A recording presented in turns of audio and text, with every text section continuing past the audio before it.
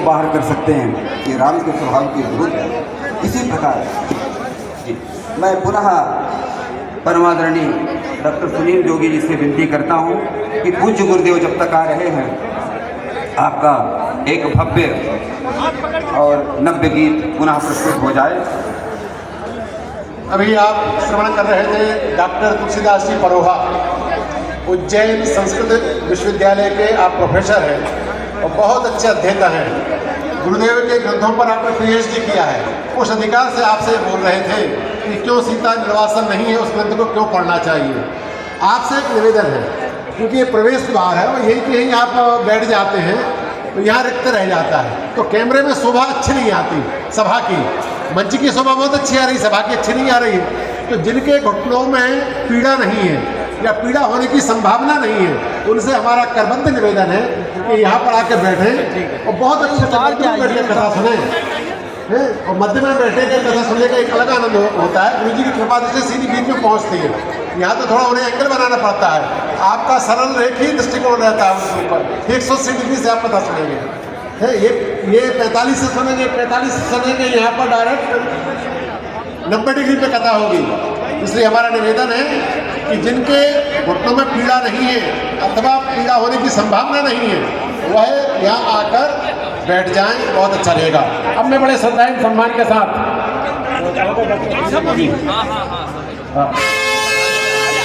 ठीक है। और हमारी जो दोनों बहनें हैं उर्वशी और शिप्रा, दोनों एक कवियत्री हैं और एक बहुत अच्छी संचालिका है, इसे मंच को बीच बीच में संभाल रही हैं। उनका भी आप करतल ध्वनि से स्वागत कीजिए।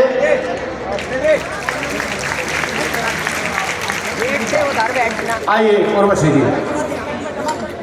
जय श्री राम।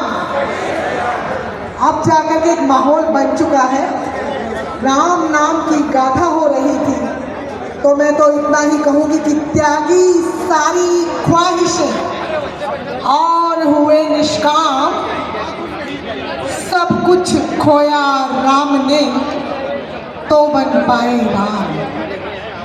अब हमारे बीच में हमारी बहन अनामिका अंबर आ चुकी है, जिनका कि हम बेसब्री से इंतज़ार कर रहे थे।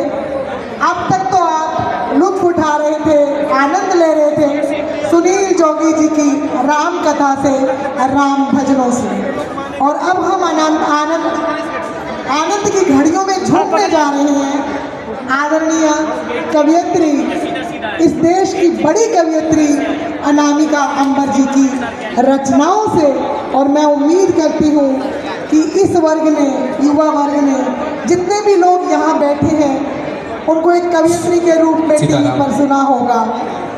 देश का कौन सा बड़ा चैनल नहीं है जहाँ आज अनामिका अंबर उपलब्ध नहीं है।